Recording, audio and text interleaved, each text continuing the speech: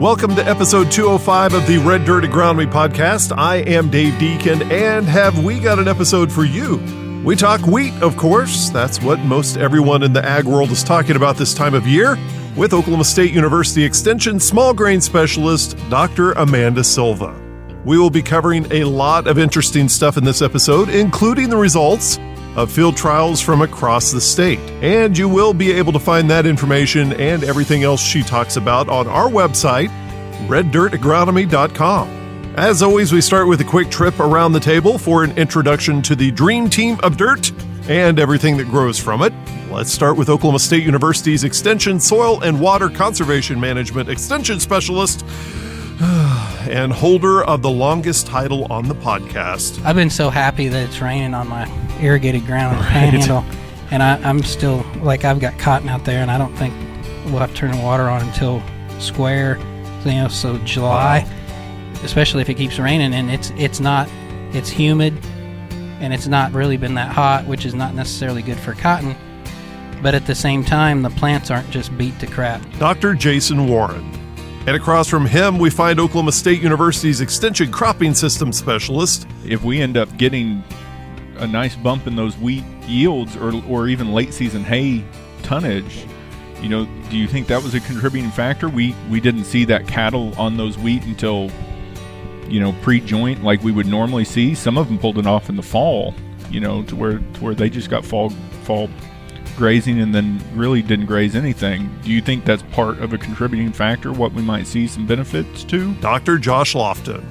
At the time of this recording on June 7th, Dr. Brian Ernell was at OSU's research station in Chickasha harvesting his wheat plots, so he wasn't able to join us for this episode. Now, the doctors really do enjoy hearing from you and answering your questions, so if you have one about soil or crop production, jump over to reddirtagronomy.com and leave your question there. Or send us an email directly, podcast@reddirtagronomy.com, and we will discuss your question on the next podcast.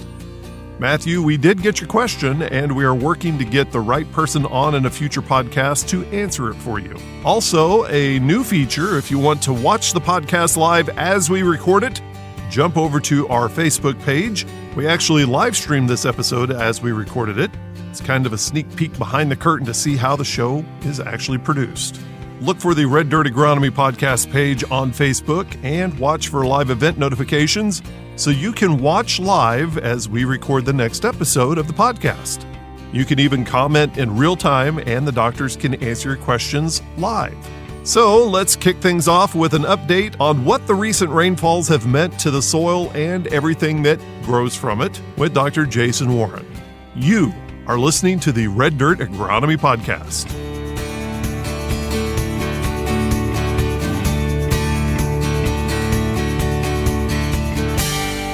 So, Jason, overall, we've had a little bit of rain in the state. Yeah, things are looking better. Things don't look so dire, I guess. There for a while, it did kind of look serious as far as soil moisture goes, but we're past that, maybe? In the eastern half the western half of the state, we're in really good shape.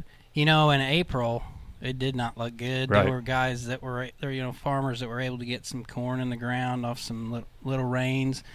And at that point, I was like, dude, we're going to have some rain because we can get it out of the ground, but it's only got a foot or so of moisture underneath it, which means it's got 2 or 3 inches. And now a lot of these places, it's like the world has been turned upside down, to be honest. Yeah. Because, out in the Panhandle, there's guys that have had 10 inches of rain in the last 14 days. Yeah. And you add the last 30 days, and that's a pretty easy guess for most guys. And so now they're set up to grow a crop, and all they need is average. You got 10 inches in the ground, and then you really just need an average rainfall year to get an average yield. And if you luck out and have a little cool weather and some above average rain, then you could really do pretty well. That's what was making me nervous, is not just getting it out of the ground, but not having any profile. And now we're back to having a profile. You look at like Lugard Altus, I was looking at that data the other day, and now they've got some base flow, it looks like, and that means that the landscape is full of water. Right. And now it's releasing it into that river. And I think if you looked at a lot of the river flows, you'd start seeing that. And that's indicative of where we need to be in the spring. We should really need to be there a month ago. Right. But at least we're there. So it was quite interesting. Whenever you were in my office earlier, you were talking about that base flow. So can you give a little more detail of what that base flow was? Because the way you said it to where, flow when there's rainfall is natural, but flow when there's not rainfall is kind of what you're talking about. Yeah, and I mean, I'm not a hydrologist. I just look at this stuff and think about it in the context of what I know. And what you see as you go from the winter time, moving into the spring on any type of year, that's our wet season downstate. And then we got a little bit of a wet season in the fall. But the fall is a little different because you've been sucking moisture out of the ground all summer. Right. And in the spring, those rainfalls are very effective at recharging the system because you don't have full-grown plants out there pulling hard at full ET in August. And so you want that first big rain in the spring, it's going to soak in. And then the next one may not soak in quite as fast because it's hitting more moist soil. And every time it rains, you'll get some runoff depending on the moisture condition and intensity of the rainfall, and that runoff will go to your streams, and you'll see a spike in the flow of the river. And then as the soil system within that basin starts to fill up, you'll not only get surface runoff, but then you'll get drainage underneath, and if it gets in contact with the alluvial aquifer that's associated with that, you connect everything from top to bottom down to the alluvial aquifer, then you can start to get a little improvement in the base flow. And I just said that because it's indicative of the landscape being full of water. And to kind of tie back into that, and I don't want to get too off topic, but I've been looking at some like CO2 numbers off some field experiments where we're measuring CO2 and nitrous oxide and stuff. And it's fascinating because like last year, our primary productivity, or essentially the photosynthesis that's going on, it wasn't really pulling that carbon number down, or the CO2 number in the atmosphere. And now I'm seeing numbers that are like below 400, and last year they'd been like 500. And so that means that our ecosystem, at least at Fort Cobb and in Covington where we're collecting this data, is really pulling carbon out of the atmosphere because everything's happy and green and lush. And then, you can look at does that make sense? Yeah. So you can see all, like, I don't know, I'm kind of goofy, but it's fun to see because after going through, 2 years worth of drought, and last year was as bad as I can ever, it was worse than 12. I don't know what the weatherman or the weather history would tell you as far as the intensity of the drought, but I think we were better prepared for it. Yeah. And people made smarter decisions on the whole, especially the guys with cattle, pulling cattle off and destocking. But it just seemed brutal. And and now we're growing stuff. Yeah. Well, and as I'm looking at the mesonet right now, we're recording this on June 7th, and Ava has had 7.46 inches of rain in the last 30 days. Yeah. And, here in Stillwater, we've had 4.65, Idabel, 1.1 inches in the last 30 days. And that's what I'm saying. It's like the world is upside down. yeah. You look at the 14-day accumulated rainfall, and Miami, Oklahoma has had 0 rain. Right. And Boise City has had, 7 inches, 5 inches? Boise City's had 4.84 inches of rain. Looks like Hooker's had 5.66 in the past 14 days. That's Yeah. you got to start. You got to start thinking about them guys out in eastern Oklahoma because their soils aren't built for that. Right. And we talked about that a lot last year because even though they were not as dry as the folks out west, those soils, those heavy clay soils, limestone-based soils, just aren't meant to take these long, prolonged dry periods because the way they dry and the way water fits around the soil particles and stuff like that. So even a less of a dry period, it seems to hurt the crops a lot more back east than sometimes it does out west. Well, and there's differences in crops and management and all that goes into a lot of that. But yeah, The eastern half of the state and the soils. Now you can get down in river bottoms, and this is not necessarily true, but in the most part, those soil systems are not as resilient to short-range drought. Mm-hmm. You know, if we can get a crop out of the ground and get some roots established in the panhandle, then that soil can hold so much water that it can utilize and keep things going between the rainfall events. But, you know, some of the soils over around Miami I'm familiar with, they just don't have the rooting depth or the effective rooting depth that can develop in that environment as much as you can find out west. And so they're very susceptible to short-term or you know, like 2-week droughts. Yeah. Well, it's kind of interesting that, like you said, everything's turned upside down, because 2 months ago we were talking about the East getting all the rain, and the West wouldn't get any. And then, like you said, it's just flipped around. Yeah, maybe it'll flip around for a week or two for them. Right. I don't want it to completely flip, though. I hope everybody keeps getting rain, because we're set up pretty good in the western half, and so if we can keep getting fed a little rain from time to time, then we'll be in good shape. Well, like you talked about, you know, with sucking all the CO2 out of the atmosphere, you know, we've seen corn in the ground that's been in the ground for a month or so, really was plodding along until the last like 10 days, and it's really hooked up on itself. And I mean, there's a lot of things, especially the corn and sorghum, that, you know, able to function at those lower temperatures, you know, has really just hooked on and gotten after it with these warmer days, and now the rain underneath it. Yeah, and see, that may be some, and I don't want to get into that too much, but it's really cool because these, you know, we're measuring this stuff to assess, you know, greenhouse gas emissions in agriculture, but then it's fun to watch that CO2 number because we are measuring it in a cornfield, and as that corn goes to canopy, and we've had fairly calm winds, and that plays into what I'm seeing is that when the wind is calm and you go out there and take these gas samples, then that canopy is pulling CO2 out of, you know, its atmosphere and not so much interacting with the overall atmosphere, but you can actually see that corn breathe by sucking that CO2 down. And then if you go out there in the afternoon, in drought conditions, if the stomata are closed, then you won't see that. You actually see an elevated CO2 number because the soil's respiring and generating CO2, and the plants are, you know what I mean? Mm-hmm. So it's cool to watch, and you can see it at least. And I haven't seen it in Oklahoma for a while, and it's partly because the wind blows through the canopy and kind of messes stuff up, but it's kind of cool.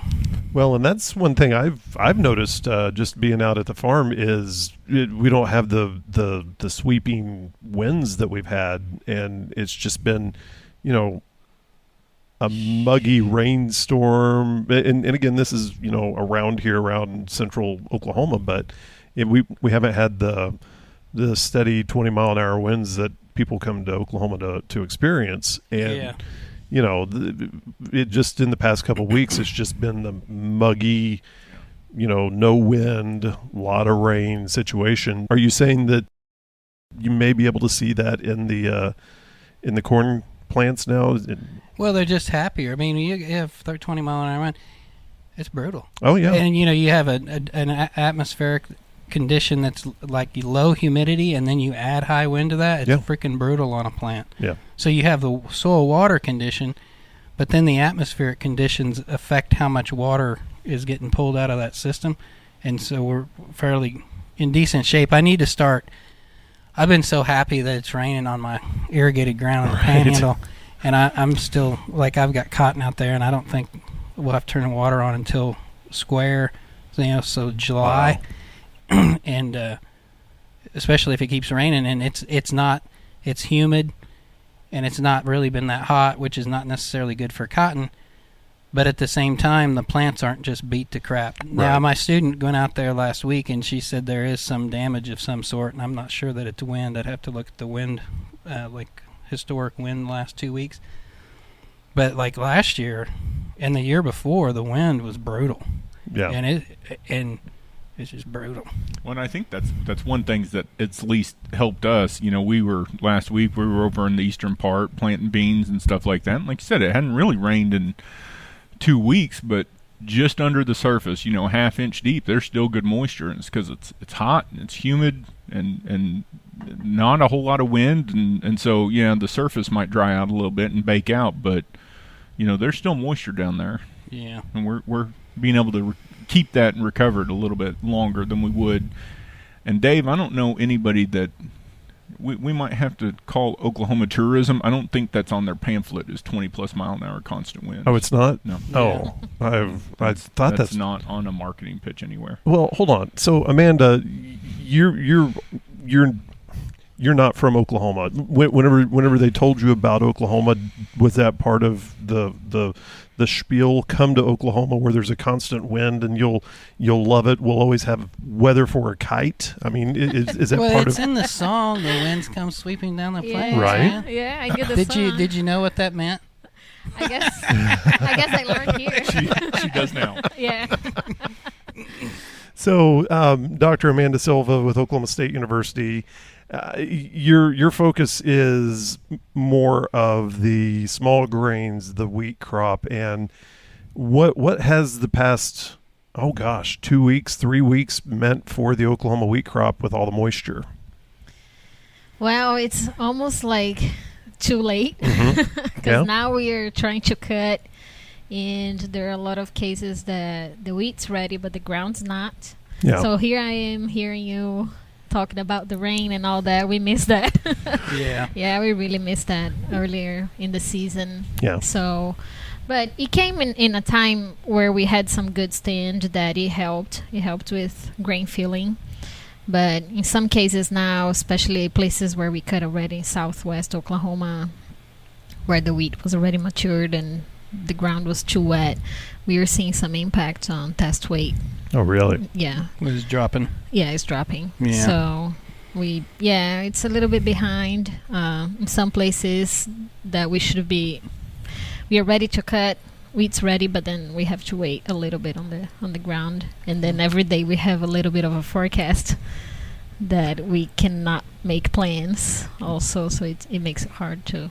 Didn't that happen 3-4 years ago? Because I remember in northwest Oklahoma, we were trying to do a story about the wheat crop, and we had planned on going out there to go shoot the story, and then it rained, and then he couldn't move this multi-ton combine through the wheat field because he was going to get it stuck, and so it was just stop and go with the wheat crop.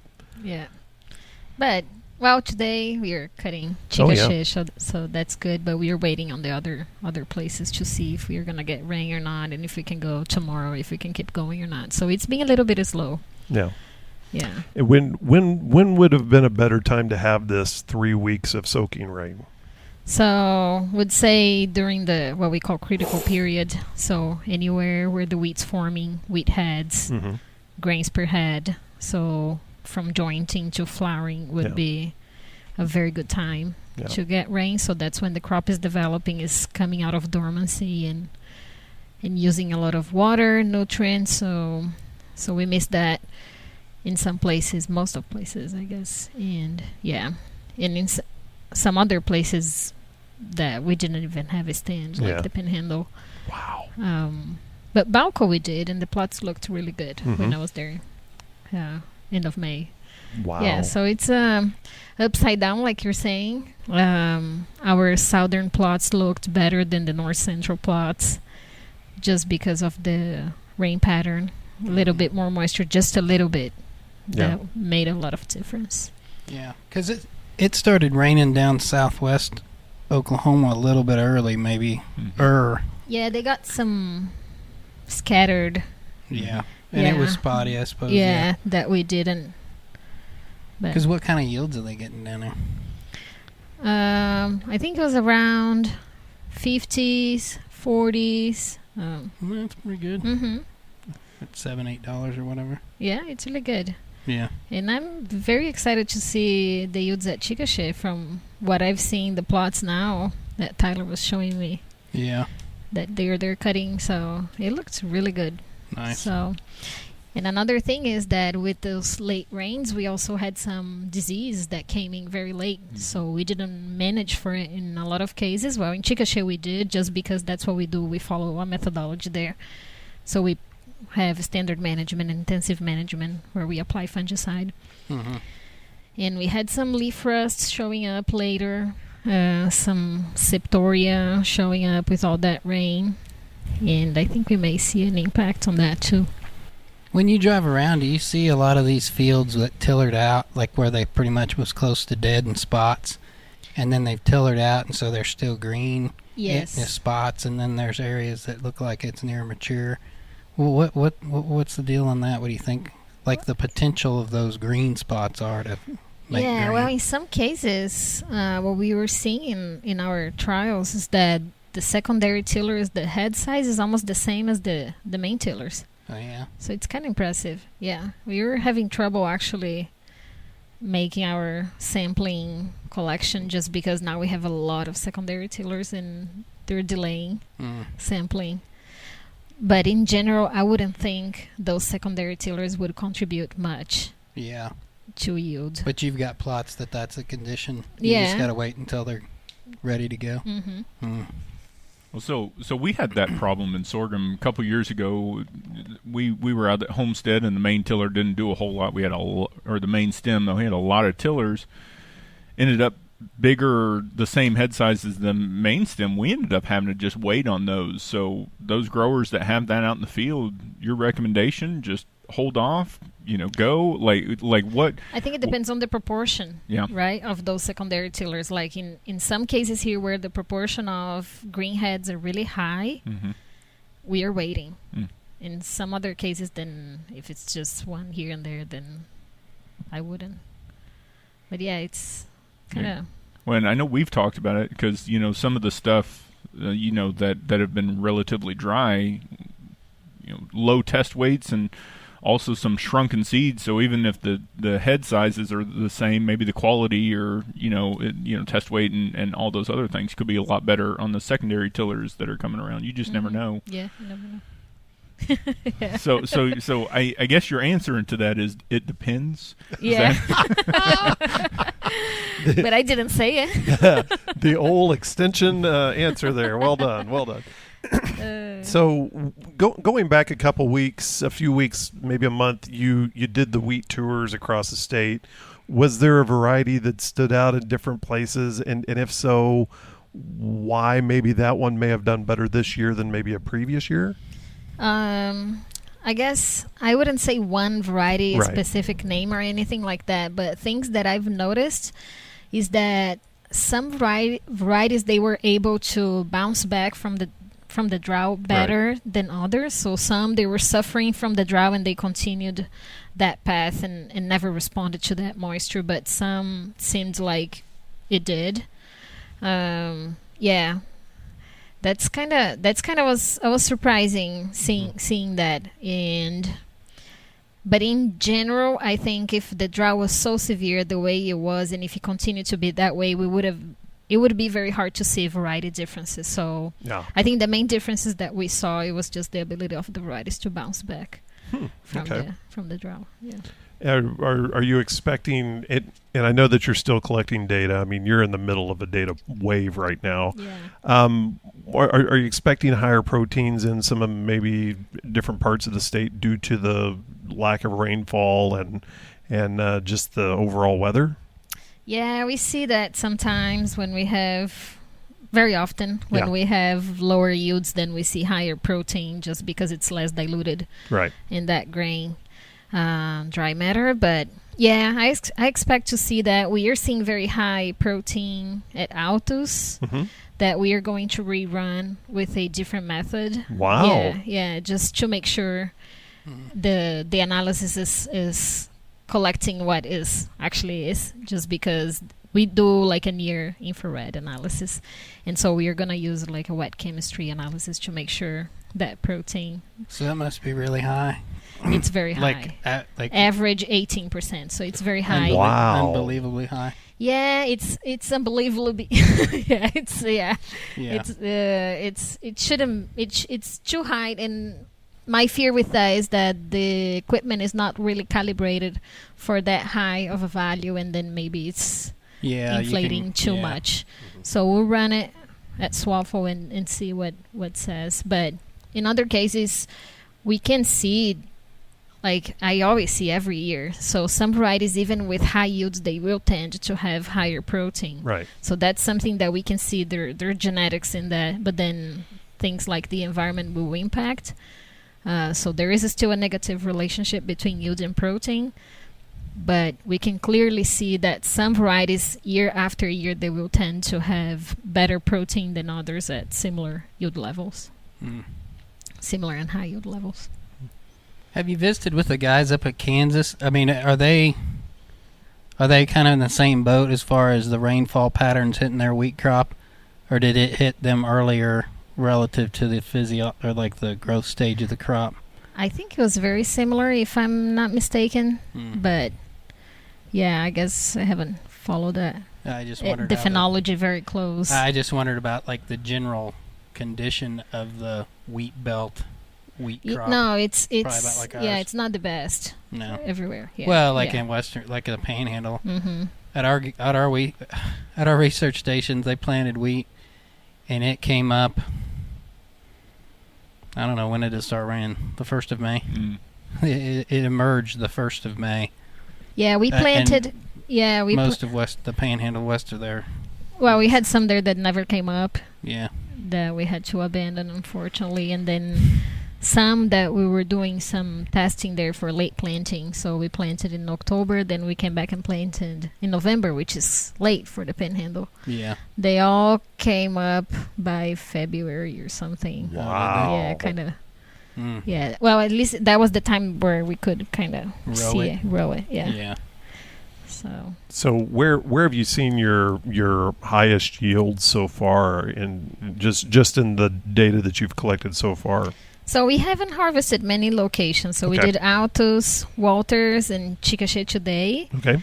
And from the little bit that I saw from the combine that Tyler was showing me, it seems like Chickasha might be a very good one, which is very surprising. Yeah. I didn't think that when we were there at the plot tour. So Altus was looking really good when we were there. So, which having 40, 50 bushel there is also very good considering the conditions. Yeah. Awesome. Yeah. And amazing protein. Yeah, that's too much. Yeah. But we'll see. Hopefully this week we can cut more locations. So we're hoping El Reno, where we have that dual purpose comparison with grain only and Apache. So have a better picture of it. Right. What has been the questions you've been getting this year from the producers across the state? Well, the first thing that everybody has in mind is that drought tolerance on varieties, but that's what I say, when a drought is so severe like that, it's very hard for even a variety with a drought tolerance to handle. But since we got some rain later on, now they will see that on the yield results. So they will be able to compare varieties about that with that drought tolerance, or at least with the ability to respond after being under drought. Questions we get, it's grazing, so everybody's interested in that.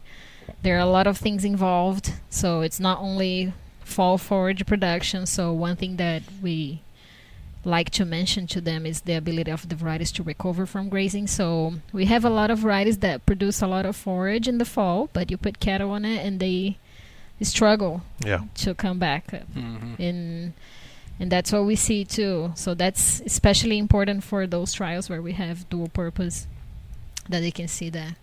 Unfortunately, this year we will not have data from our dual purpose plots at Walters, so we didn't have any forage there. So it's just going to be grain only there. Yeah. I forgot this was the first year in a long time he didn't put out. I think like in 30 years he said that he didn't graze it. Wow. He didn't have the cattle there. Yeah. Yeah, and where my farm is, the guy across the road, wheat crop looks amazing. The guy down the road, he left his cattle on and just grazed out the wheat, and then the guy across the road from him hated it. So I mean, it's just it's like the Bermuda Triangle of wheat. I mean, we have all three. Yeah, that defines Oklahoma, I think. It really year. does. It's all over. Yeah, we have all kinds. Well, so let me ask you a question on those lines. Very theoretical, because there's not, I mean, who knows what the right answer is, but we had a lot of folks pull off their cattle relatively early on wheat, or maybe never grazed it. Mm-hmm.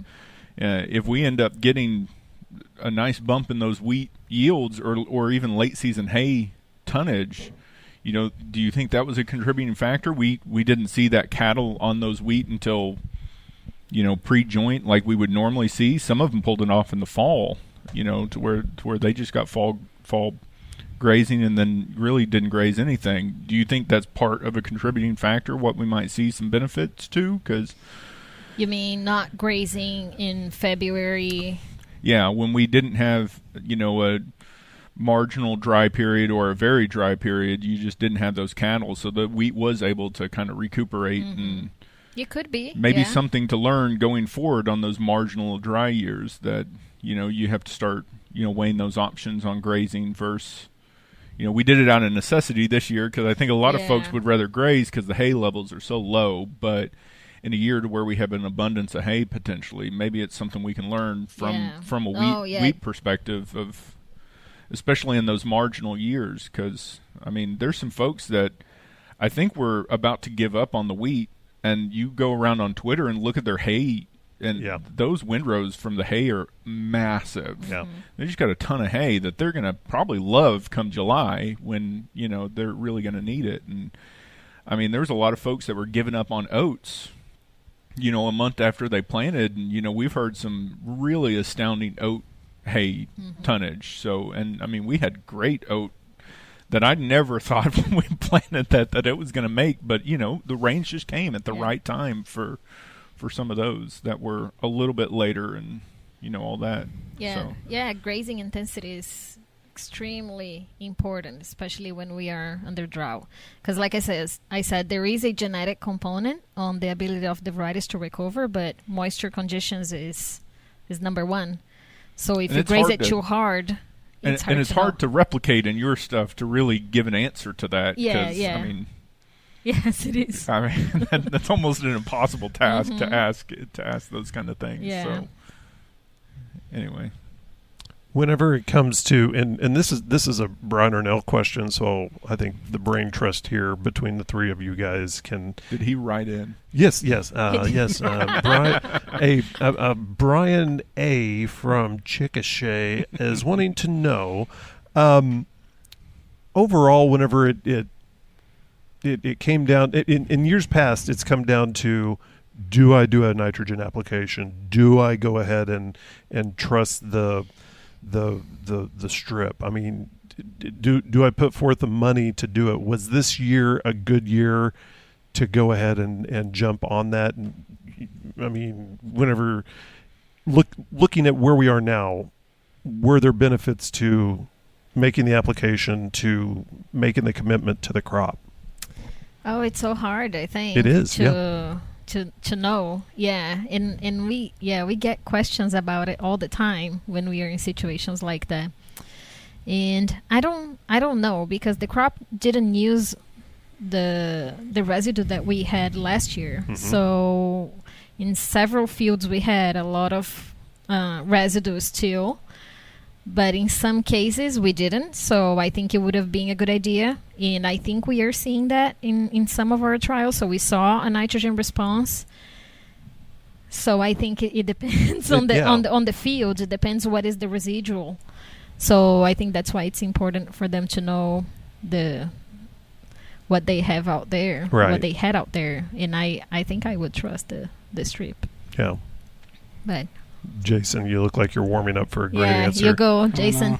Well, and it's hard to do, because it's hard to spend money on something that might fail. Mm-hmm. But at the end of the day, if I recall the data that Arnold has shown, is your responsiveness to nitrogen is not necessarily proportional to the yield. You could have a low yielding year that responds to nitrogen, and I think it goes back to what Amanda said, is what kind of residual you have, what kind of microbial decomposition you have of the organic matter to release the nitrogen during the growing period where it needs it.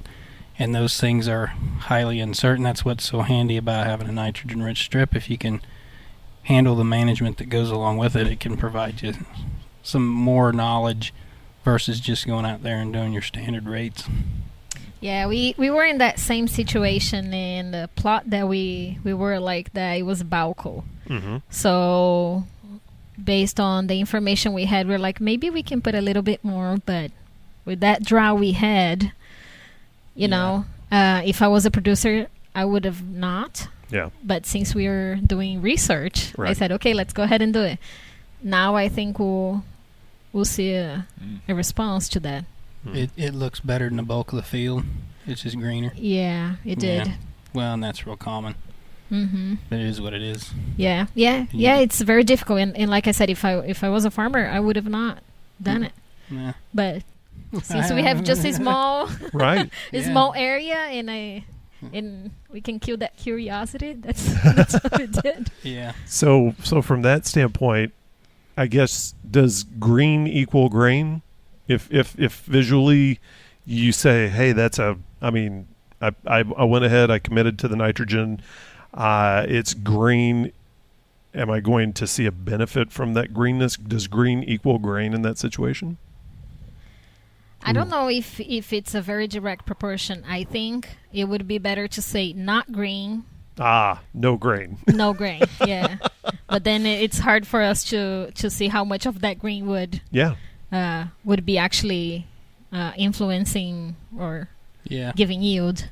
Well, because last year Brian said that he had enriched strips that underperformed the bulk of the field last year. And that's because that nitrogen stimulated more growth, vegetative growth that used more water, and then it ran out of gas and died.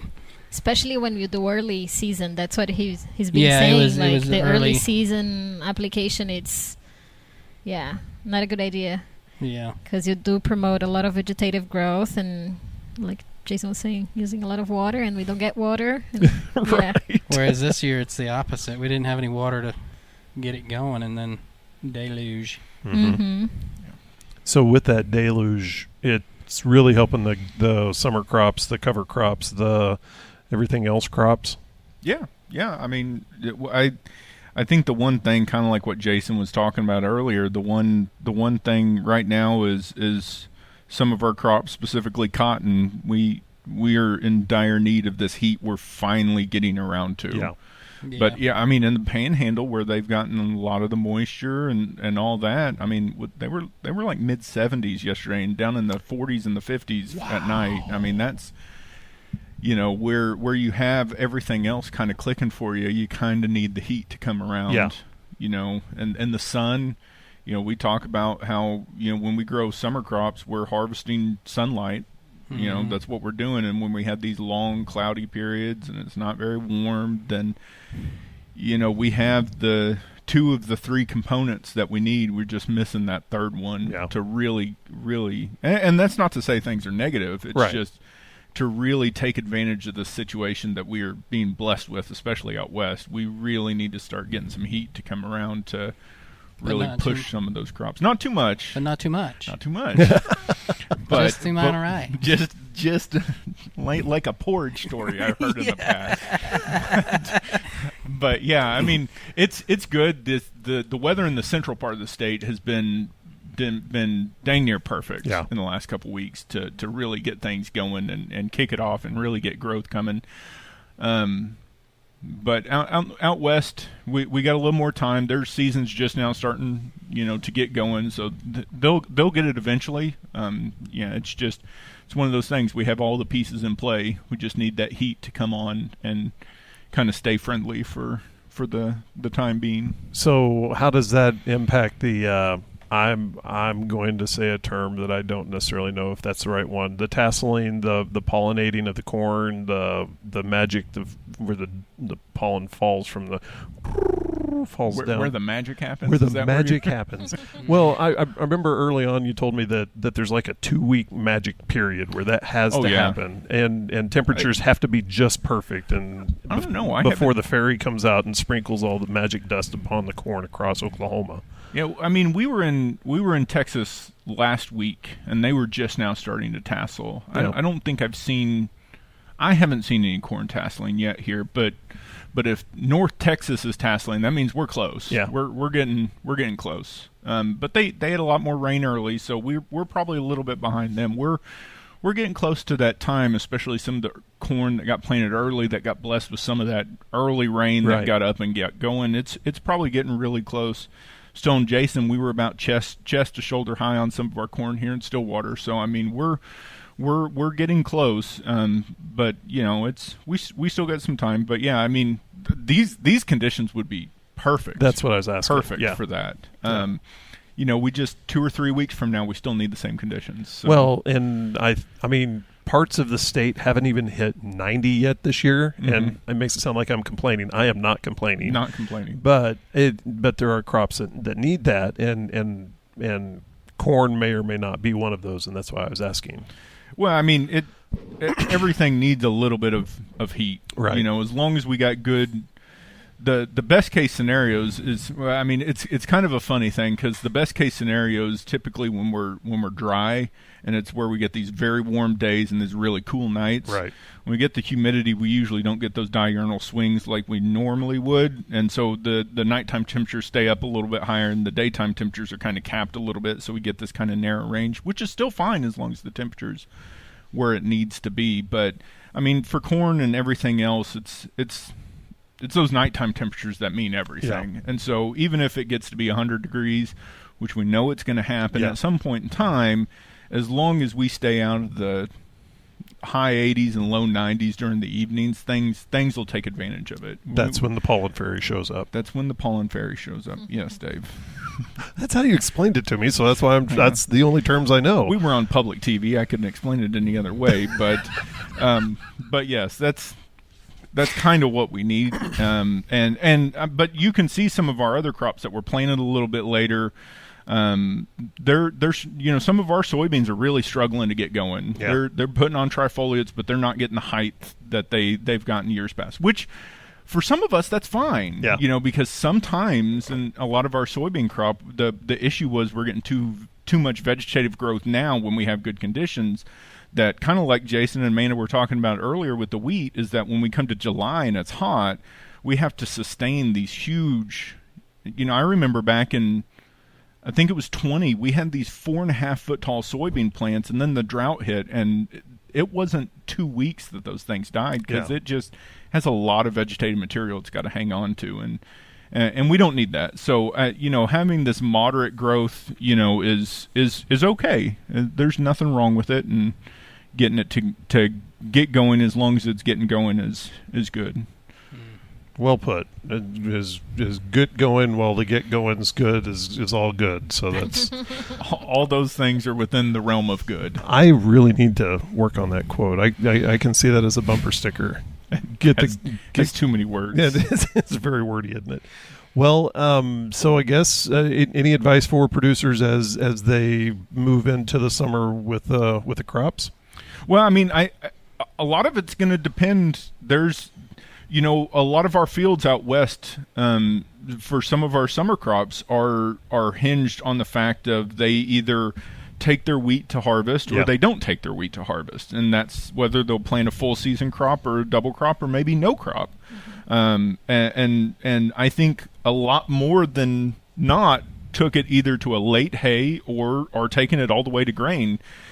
Part of the reason why I think that is because in April there was no good signs of saying, I'm going to terminate this crop that's already growing to plant a crop that I have no idea if it's going to have any moisture or not. So I think a lot of our western part will have to make that decision in the next couple weeks as wheat's starting to come out. We have moisture. It's maybe it's not even what double crop we go to, or not whether we go to a double crop or not, or it's what crop we go to. There's probably going to be a lot of consideration on forage sorghum because we are missing a lot of that hay reserves that we typically would like to have.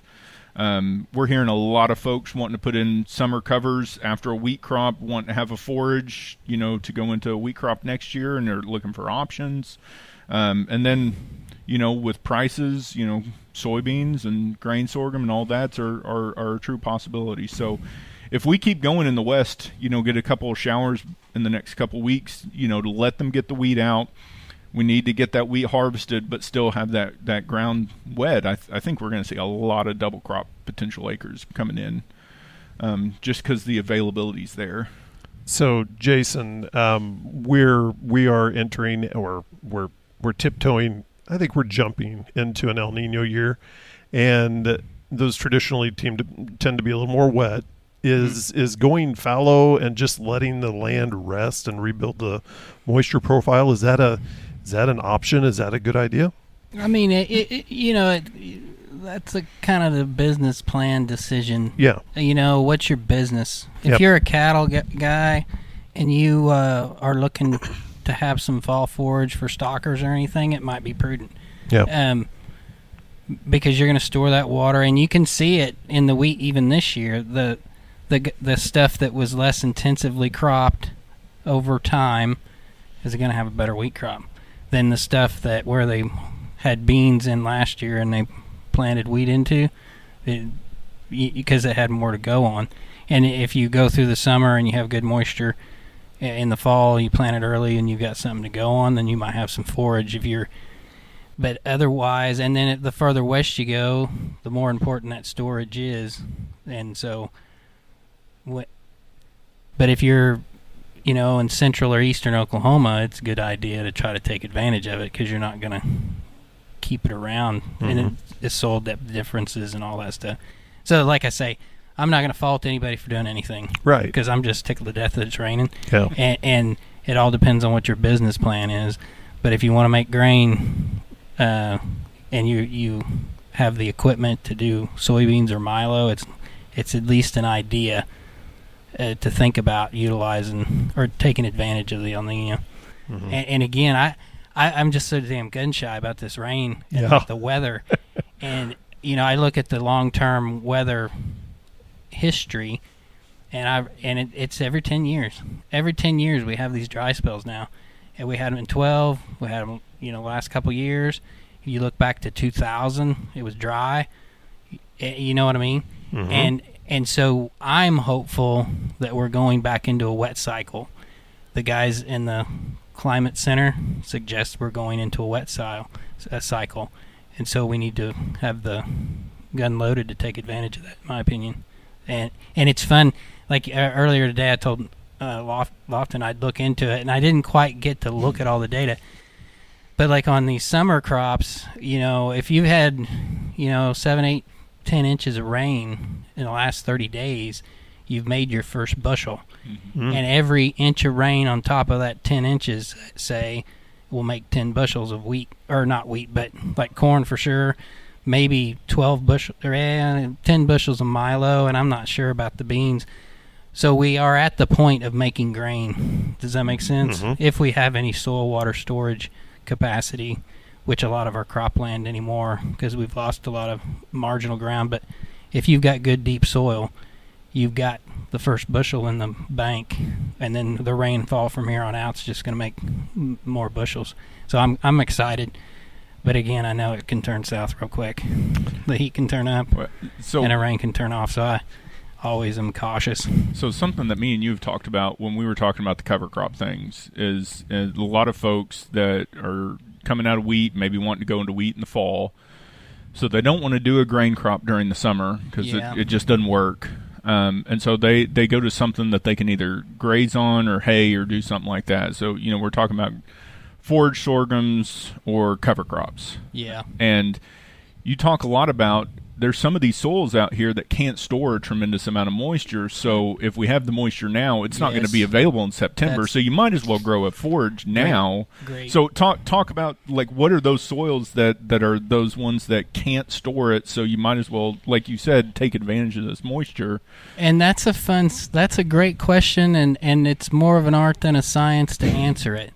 But if you have shallow soils, meaning, if you try to dig a post hole, you're going to hit rock, then that's where I would target my summer forage post-wheat harvest. And the reason that is and Alex Roccatelli is working on some of this, and I've looked at it. Tom Pieper, back in the day, he looked at summer forage production in continuous wheat systems. And generally what we see is that including that summer forage or cover crop is going to reduce the fall wheat forage production. It will not necessarily, and on average, won't affect the wheat grain yield. It'll just, in some years, it might make the wheat grain yield better. In some years, it might make it worse. But on average, the wheat grain yield doesn't get affected by the summer forage. It's the summer forage affecting the fall growth. And I don't know necessarily that is a water deal or a nutrient availability deal, whether it's nitrogen or whatever else. But the data says that harvesting wheat, planting a summer forage or cover, and then planting wheat into it will limit the growth of the fall wheat forage. And but if you look, like Tom Pieper did some great work, and it was just a simple summer millet hay program, and then he looked at fall forage production, and then he looked at spring hay production, and then grain. And what he found is that the spring hay production was not affected, the grain was not affected, but that fall forage was affected. So if you are and these were across like 5 locations in northwest Oklahoma, and I think he may see less of an effect if you were on these shallow, poor soils because they don't store the water, so you might as well get it while the getting's good, like the dunal sands along the rivers, if anybody's farming some of those, or shallow red bed soils. Go ahead and make your hay there. But if you've got a deep Port Silt loam or a Grant or a Pond Creek or something like that, which is like Pond Creek's up around Cherokee, the soil, not the town, but the Pond Creek Silt loam, or any of these deep alluvial type soils, you might want to store water in them for the fall forage. In contrast, these shallow red beds, you might as well use it and get some value out of it because it's less likely to affect the wheat crop following that. And we don't have good data on it because as researchers, that's pretty hard to do, to find so many different, but we can look at the soil water holding capacity and say if it's 1 inch per foot, or in the top 4 feet we only have 5 inches of water storage versus the top feet having 15 inches of water storage, more 12 inches of water storage. Put the forage on the 5-inch water storage soil, utilize what you get during the growing season and what's there now, and then it's going to be a lot easier to recharge that in the fall. Does that make sense? It does. And that's anecdotally what I've seen over the years just working with growers, is those guys that have these poorer soils observe less negative impact on their wheat crop than the guys with big grain yield soils. Does that make sense? Yeah. So then it's the overall question of what's better, getting the forage when we know we have moisture, or waiting for that wheat to hope we get forage. That's such an interesting that's a difficult question to overcome. Is put hay in the barn, or assume that your wheat the next year is going to be a little bit better grazable. Yeah, and there's I could introduce you to people who they're always planting something. Yeah. And they're cattlemen or women or whatever, and they're always thinking about planting something and moving the cattle to where the forage is, or then utilizing it for hay or whatever. And it's a management system that's chaotic, but it's also thoughtful in that you can take advantage of the rain when it comes. You may not get a crop out of every seed you put in the ground, but hopefully you'll hit a sweet spot sooner or later, and you'll keep those cattle rolling through your system. So Amanda, as we do have the rain, and we're looking back on this year in a utopia of a wheat crop for next year, what lessons have you learned from this year that could be applied to maybe a average year where we're not fighting drought? If everybody's prayers come true and it does continue to rain moving on through the summer and on into the fall, what's maybe some lessons that you've learned from this year and previous years that could be applied to, air quotes, a normal year?